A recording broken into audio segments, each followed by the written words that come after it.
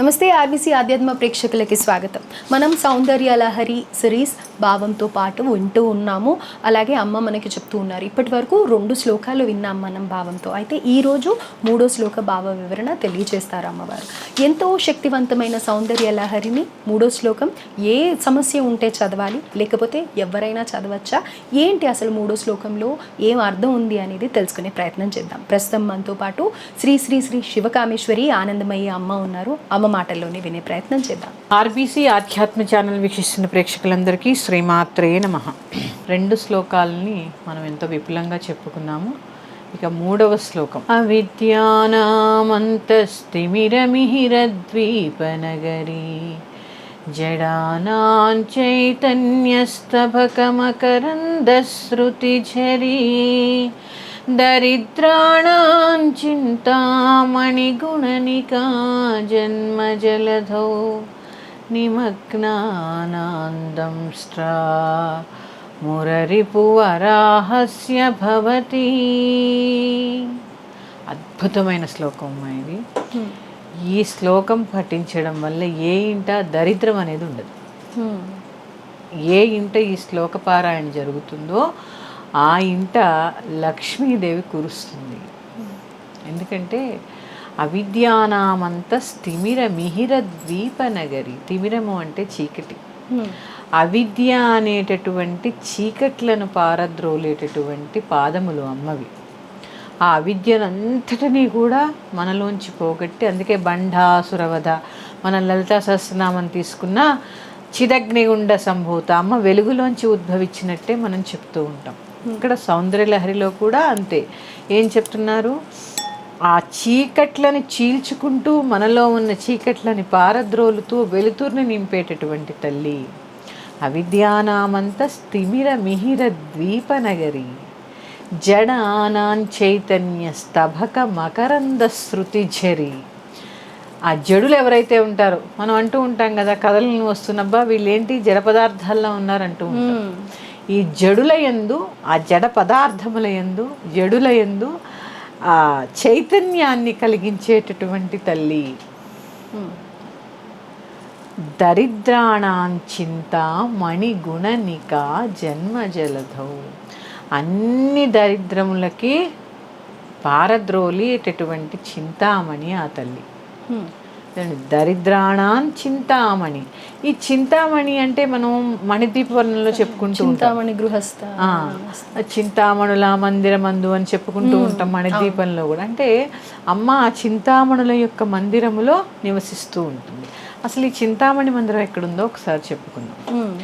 చింత అంటే చిత్ అంటే నీ ఆలోచన. నీ బుర్రలో చూడండి, చింతామణులు అంటే ఆలోచన తర్వాత ఆలోచన, ఆలోచన తర్వాత ఆలోచన, ఆలోచన తర్వాత ఆలోచన. ఇలాంటి ఆలోచనలు ఎన్ని వస్తాయి, అవన్నీ మణులే. అందుకే ఎక్కడుండి అమ్మ సహస్రార చక్రంలో ఉంటుంది. మరి ఇక్కడే కదా, ఇదంతా చింతామణి మందిరమే. ఇక సుధాధార సారయ్య, సుధాధార పొంగుతూ ఉంటుంది సహస్రార చక్రంలో.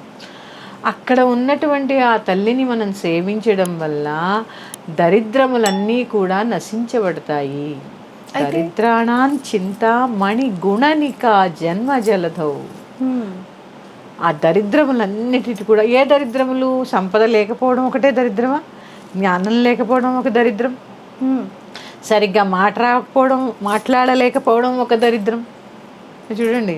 తర్వాత ఆహారం లేకపోవడం ఒక దరిద్రం. అన్నీ ఉంటాయి, అన్నం తినలేరు. ఇలాంటి రకరకాలైనటువంటి దరిద్రాలన్నీ ఆవిడ పోగొడుతుంది. అయితే మీరు అన్నారు సౌందర్య లహరిలో కూడా మనకుండే సమస్యల్ని బట్టి ఒక్కొక్క శ్లోకంని మనం ఎంచుకొని చదివితే గనక, పారాయణం చేసినట్టయితే గనక మనకి ఏదైతే సమస్య ఉందో అది తొలగిపోతుంది అన్నారు. ఇది ఆర్థికంగా ముఖ్యంగా ఇబ్బంది పడే వాళ్ళు ఈ శ్లోకాన్ని చదువుకోవచ్చు అని అంటారు. అవునమ్మా, ఇక్కడ అదేగా చెప్తున్నారు. దరిద్రాణాం చింతామణి గుణనికా జన్మ జలధౌ నిమగ్నానాం దంష్ట్రా మురరిపు వరాహస్య భవతి. చూడండి ఎలా ఉంటుందిటంటే, అమ్మ ఈ సంసారం అనేటటువంటి ఈ అవస్థలో కూరుకుపోయినటువంటి మనల్ని వరాహపు కూరలా బయటికి తీస్తుందట. వరాహం చూడండి, దంష్ట్రా అంటే కూర. ఆ వరాహుడు, వరాహమూర్తి ఆయన కూర మీద భూమిని ఎత్తాడు కదా, అట్లాగే మనం ఈ సంసారం అనే బాధల్లో, ఈ దరిద్రం అనే బాధల్లో ఉన్నటువంటి మనల్ని ఆ వరాహ కూరలా పైకి లేపుతుంది. అంటే అసలు మన చెంతకి దరిద్రము అనేది రానియ్యదు అని చెప్పి శ్లోకంలో చెప్తున్నారమ్మా. ఇలాంటి దరిద్రాలన్నిటి నుంచి మనల్ని కాపాడి మనల్ని రక్షించేటటువంటి పరమేశ్వరి ఆ లలితా త్రిపుర సుందరి. ఆవిడే కామేశ్వరి, ఆవిడే దుర్గా, ఆవిడే చండి, ఆవిడే మహాలక్ష్మి. ఆ లలితా పరమేశ్వరి యొక్క మహాలక్ష్మి కళను మనకి అనుగ్రహించేదే ఈ 3వ శ్లోకము. ఈ శ్లోకం చదువుకొని చాలామంది ఆర్థిక ఇబ్బందులండి, మాకు ఆర్థిక ఇబ్బందులండి అంటూ ఉంటారు.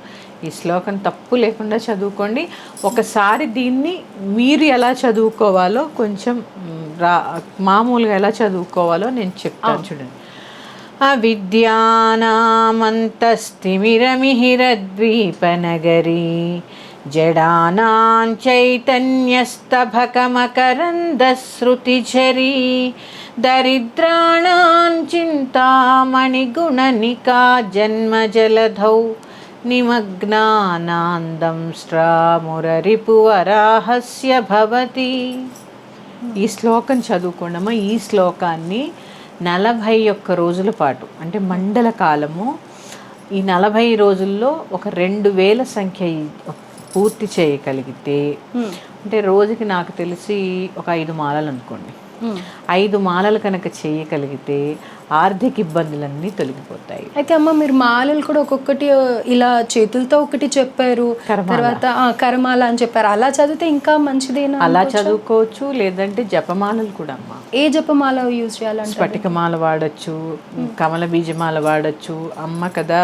ఎర్రచందనం మాల అన్నిటికన్నా శ్రేష్టం.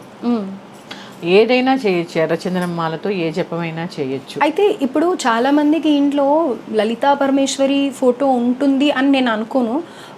ఒకవేళ లేదు అని అనుకుందాం, వాళ్ళు లక్ష్మీదేవి ఫోటోకి ఈ పారాయణం చేయొచ్చు అంటే? చేయొచ్చమ్మా, ప్రతి ఒక్కళ్ళ ఇంట్లో ఉంటుంది కాబట్టి. ఆ మహాకాళి, మహాలక్ష్మి, మహాసరస్వతి స్వరూపమే లలితా త్రిపుర సుందరి.